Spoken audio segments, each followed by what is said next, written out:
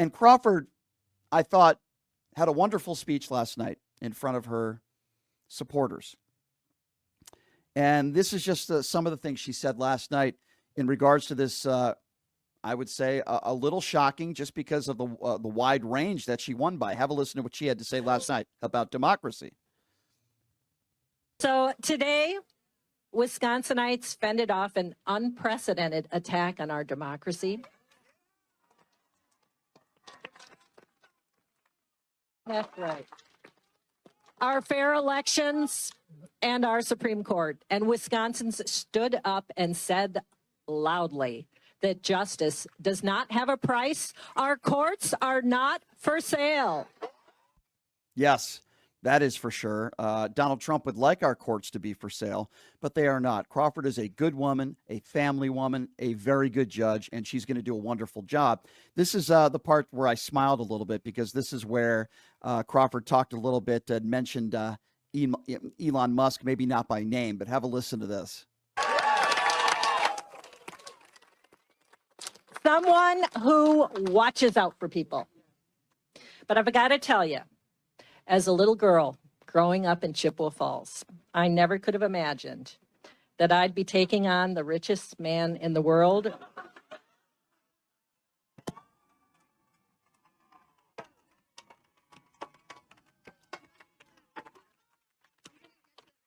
For justice in Wisconsin.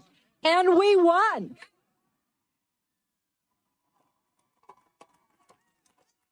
Quite the accomplishment, isn't? It's quite the accomplishment. Congratulations to Susan Crawford. Very happy for her.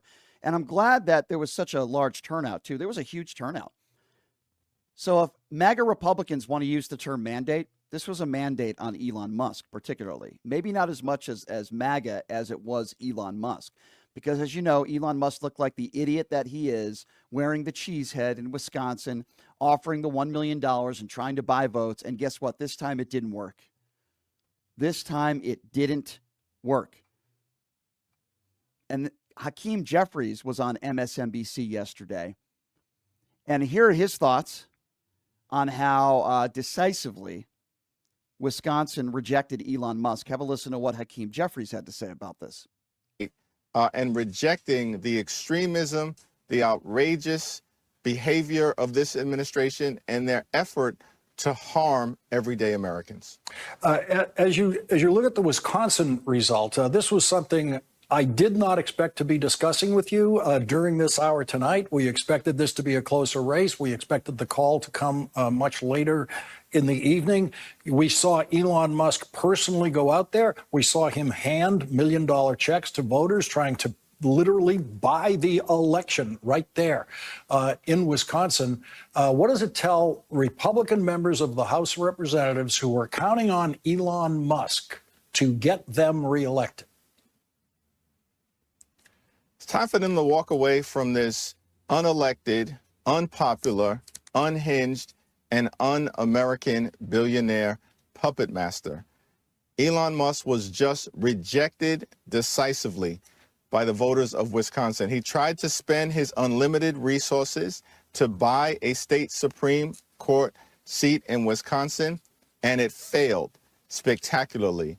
The voters rejected Donald Trump, they rejected Elon Musk, and they rejected the rapidly deteriorating Republican brand.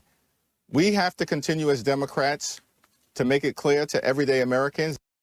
Well, I agree with you, Hakeem Jeffries. I've been a little bit frustrated with you lately, but you were certainly right on this account. Now, you've been hearing from MAGA Republicans over the course of the last several months, since day one, when we learned that Donald Trump was reelected. We've been hearing the term mandate. We've been hearing America has spoken, right? We've been lectured on this day after day. Now, I've always disagreed with that statement. The reason why is because less than 50% of the people that went to the voter booth voted for Donald Trump. It was one of the closest elections we've ever had. If memory serves me right, Trump won by somewhere around 1.4% of the popular vote. That is not what I consider a mandate.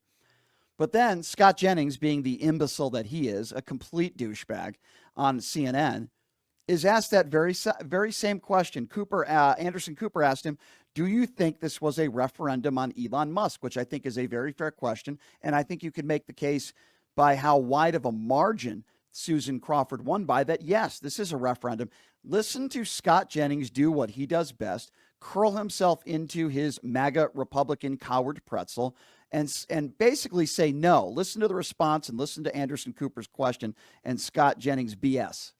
Scott, do you think this in Wisconsin was a referendum on Musk? Well, I could look at it from another direction. I think the Schimmel campaign was really struggling, both financially and just in terms of traction before Musk got involved.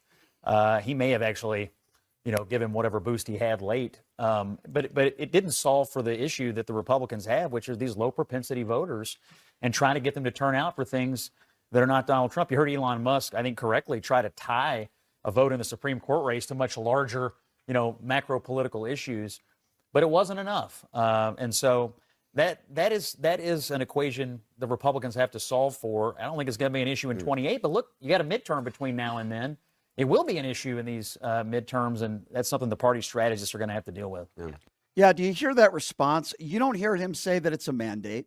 You don't hear him say that America has spoken. You don't hear Scott Jennings saying, boy, America's spoken, and this is what we got. And, no, he says, well, you know what? Brad Schimmel's campaign, they were having some financial problems. Imagine when if they were talking about Kamala Harris and why she lost, and a Democrat said, well, Harris lost because I think they were having some financial issues. Scott Jennings would have tore that person apart. But you see, when you ask MAGA Republicans about last night, you see Elon Musk, and I don't know if we can hear from Elon Musk, but I know that Elon Musk is not very happy this morning. Maybe he's working on his 14th or 15th child that he won't be a father to. I'm not so sure. But Elon Musk is making excuses this morning, and he said, well, after taking this loss, we will position ourselves in a better spot. What the hell does that mean? You guys lost. You spent over $50 million of your own money. I'm sorry. Did Elon just interrupt me? Elon, what you had something to say? Go ahead. The real if they'll that alien. There's no like if aliens visit. Like if are you is. I'm sorry, I don't understand. But then I don't get it. I don't understand. Thank you, Elon, for responding, but that didn't make any sense to me. Elon, when are we getting those Doge checks? By the way, I was curious. When are we getting those checks? Are they coming in the mail? I don't know. Little that's the he thought it was like same answer. All right. Well, I'm trying. Listen, Elon. I'm trying to get an answer out of Elon. He's not giving it to me.